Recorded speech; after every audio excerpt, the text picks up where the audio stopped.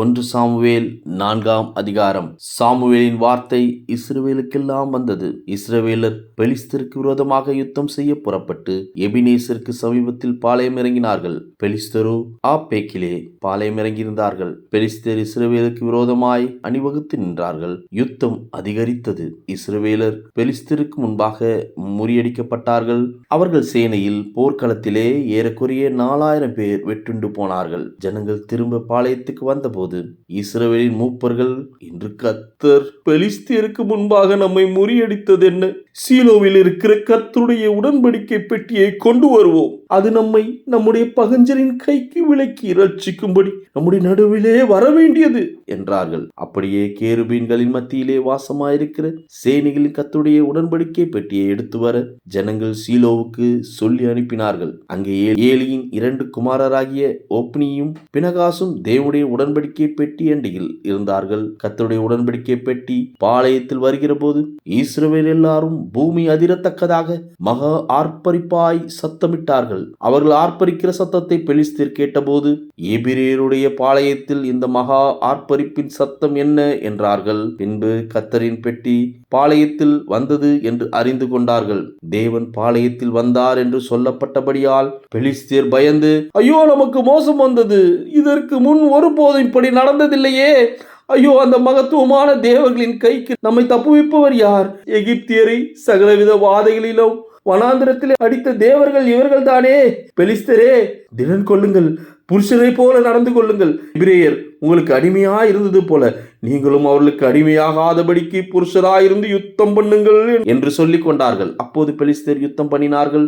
இஸ்ரவேலர் முறிந்து அவரவர் தங்கள் கூடாரங்களுக்கு ஓடி போனார்கள். மகா பெரிய சங்காரம் உண்டாயிற்று. இஸ்ரவேலிலே 30,000 காலாட்கள் விழுந்தார்கள். தேவனுடைய பெட்டி பிடிப்பட்டது. ஏலின் 2 குமாரராகிய ஒப்னியும் பினகாசும் மாண்டார்கள். பென்யமின் கோத்திரத்தானாகிய ஒருவன் படையிலிருந்து ஓடி தன் வஸ்திரங்களை கிழித்து தன் தலையின் மேல் புழுதியை வாரி போட்டுக் கொண்டு அன்றைய தினமே சீலோவுக்கு வந்தான். அவன் வந்தபோது ஏலி ஒரு ஆசனத்தின் மேல் உட்கார்ந்து வழியை பார்த்து கொண்டிருந்தான். தேவனுடைய பெட்டிக்காக அவன் இருதயம் தத்தளித்துக் கொண்டிருந்தது.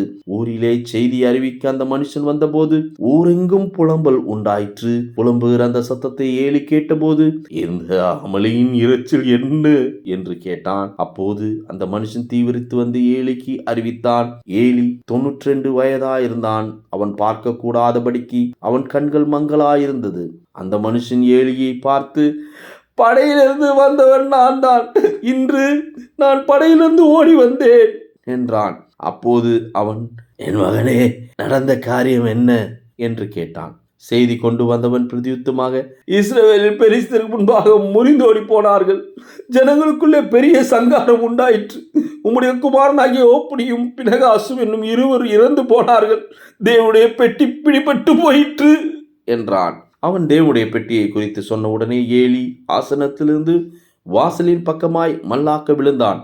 அவன் கிழவனும் ஸ்துலித்தவனுமாய் இருந்தபடியால் அவன் பிடரி முறிந்து செத்து போனான். அவன் இஸ்ரவேலை 40 வருஷம் நியாயம் விசாரித்தான். பினகாசின் மனைவியாகிய அவன் மருமகள் நிறை கர்ப்பிணியாயிருந்தால் அவள் தேவனுடைய பெட்டி பிடிப்பட்ட செய்தியும் தன் மாமனும் தன் புருஷனும் இறந்து போனதையும் கேள்விப்பட்ட போது அவள் கர்ப்பவேதனைப்பட்டு குனிந்து பிரசவித்தாள். அவள் சாக போகிற நேரத்தில் அவள் அண்டையில் நின்ற ஸ்திரீகள், நீ பயப்படாதே, ஆண் பிள்ளையை பெற்றாய் என்றார்கள். அவளோ அதற்கு ஒன்றும் சொல்லவில்லை, அதன் மேல் சிந்தை வைக்கவும் இல்லை. தேவனுடைய பெட்டி பிடிப்பட்டு அவளுடைய மாமனும் அவளுடைய புருஷனும் இறந்து போனபடியினால் அவள் மகிமை இஸ்ரவேலை விட்டு போயிற்று என்று சொல்லி அந்த பிள்ளைக்கு இக்கபோத் என்று பெயரிட்டாள். தேவனுடைய பெட்டி பிடிபட்டு போனபடியால் மகிமை இஸ்ரவேலை விட்டு விலகி போயிற்று என்றாள்.